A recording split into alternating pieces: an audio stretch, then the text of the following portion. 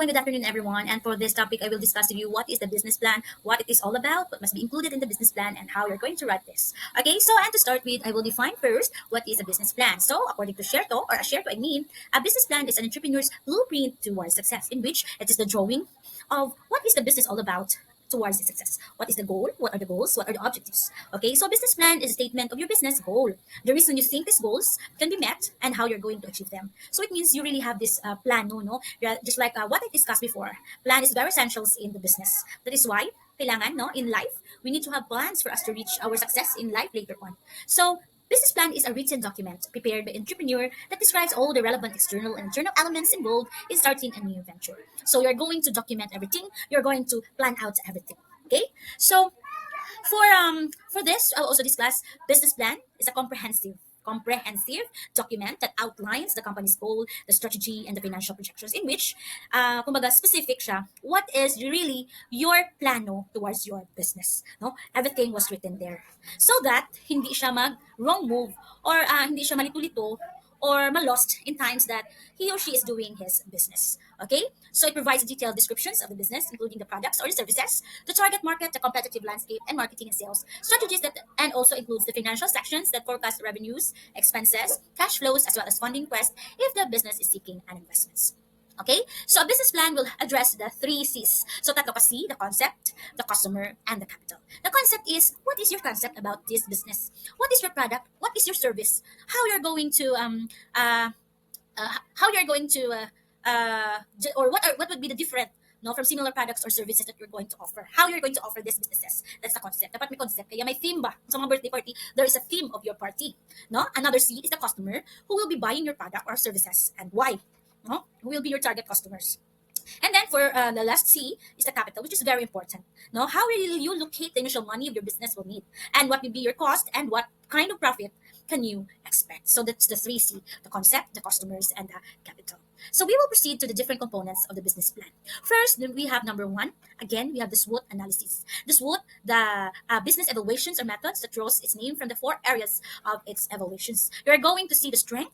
No, what will be the skills, the unique knowledge, or the experiences of the business? What will be your weaknesses, the areas need improvement, the opportunity, the trends or changes that could be used as an advantage, and the threats, the obstacles, no? How you're going to encounter, how you're going to manage different obstacles and current trends that could potentially harm your business. So this would will enable the entrepreneur to see the environment of the enterprise so that the risk could be seen before it happens. Okay, so there is always a SWOT analysis before we start a business. Number two, we have the objectives. We have here the objectives, the specific and realistic objectives, the strategies or the ways you're going to use to accomplish your objectives, and the time frame or the time management. So these are the different components of business plan. Okay, so we will proceed to the next question. Why do we need a business plan? So according to Azure, project general picture of the business project. So you're going to project your general picture of your business. Okay, kumbaga nakikita mo na siya. Now, what is your business all about? Your guide in implementing the business. It's very important. That's why dapat may plan ka para may guide ka.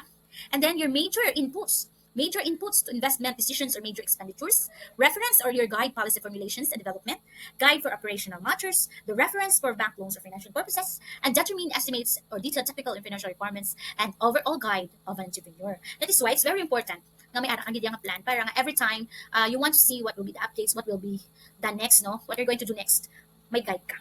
Okay? So, what are the reasons for doing a business according to David Comfort?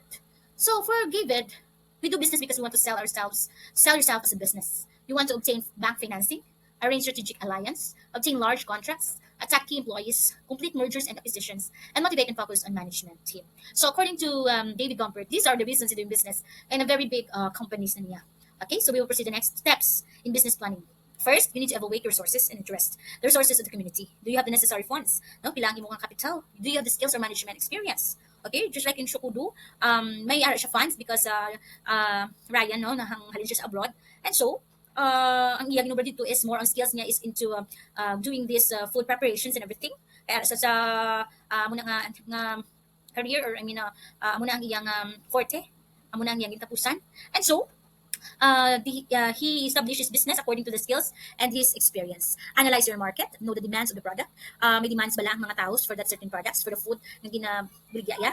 identify who will be the competitors because there's a lot of food hubs or food centers or mga food businesses here in under the municipality of yun. And who will be the customers. So according to him, the customers are from 0 to old age because the food is just like for example, the siomai, the ice cream, the lot of foods na prepare nila are all for all ages, no? Especially the kids, pwede man sila sa ice cream, and adults, no? Siomai and the rest. So number 3, choose a proper business location. The facilities like electricity, water, transportation, and communications, because you must make sure that there will be electricity, syempre, no? Para mas manami ang imong pwesto, the locations, transportations, easy access lang siya, water, especially, and communications, because in that business, you can also have online, it can be online business or physical stores is available. And then, accessibility to raw materials and the suppliers, because they are doing this ano nga ito na, gakumpra sila, no, in the city, and then they some of their mga ice nila and everything na ginagamit nila raw materials, no, ginakumpra na nila, and then they will use it in their preparations of the ano tawag na ilang mga baligya.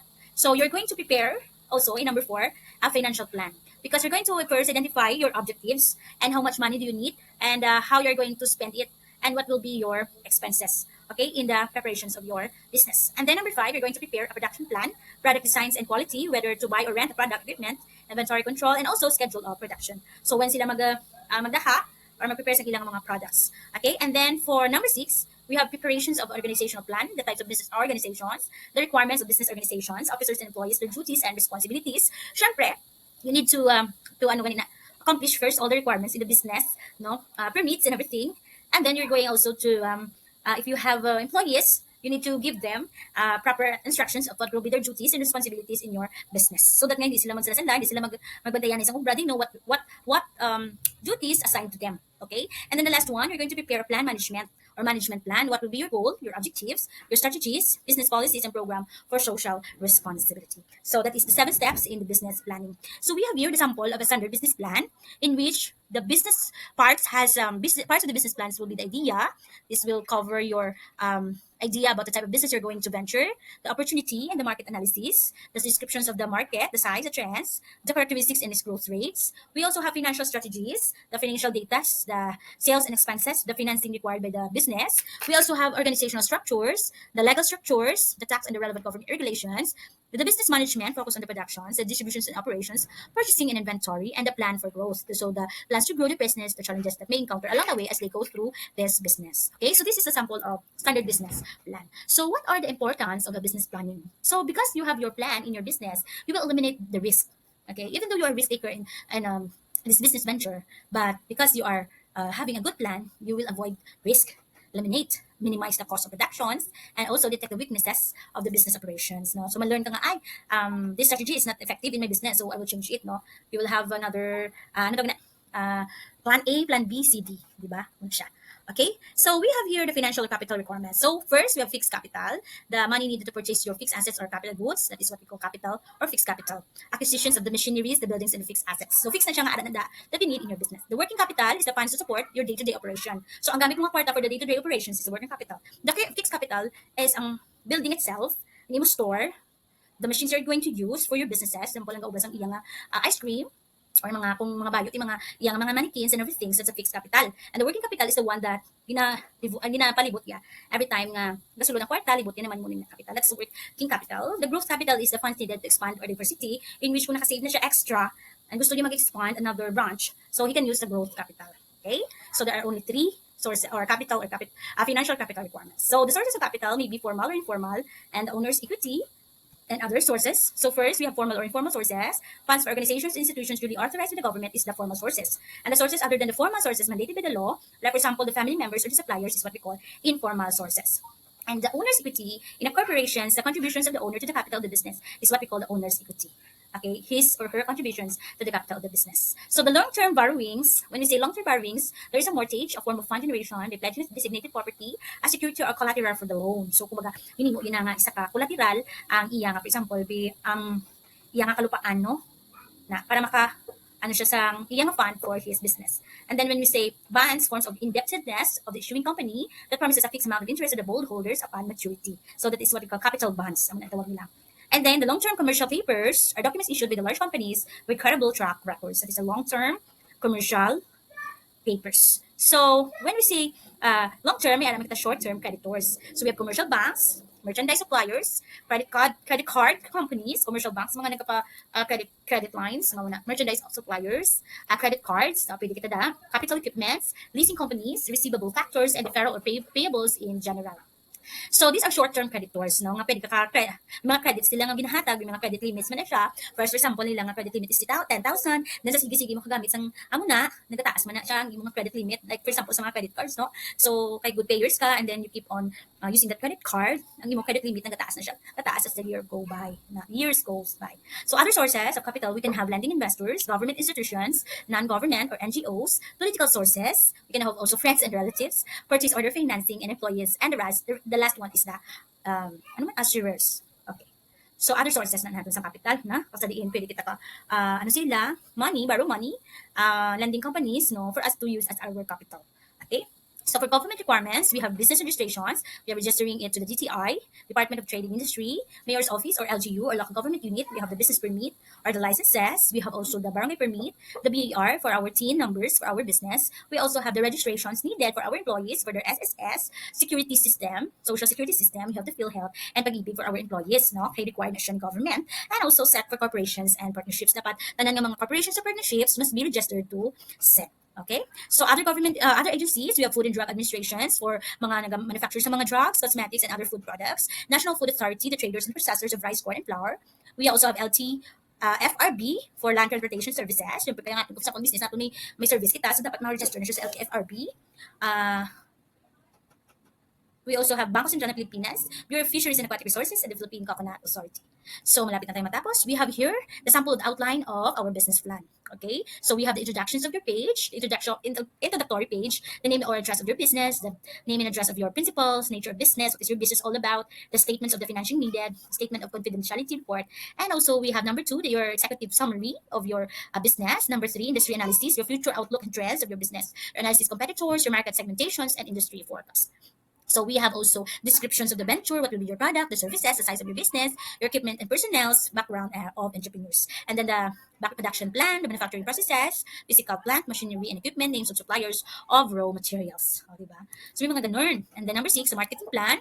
That would include your pricing, your distribution, promotion, the products of forecast and the control. And then organizational plan, the form of ownership, identification of the partnership, principal shareholders, authority of principals, management team background, and the role and responsibilities of the members of the organizations.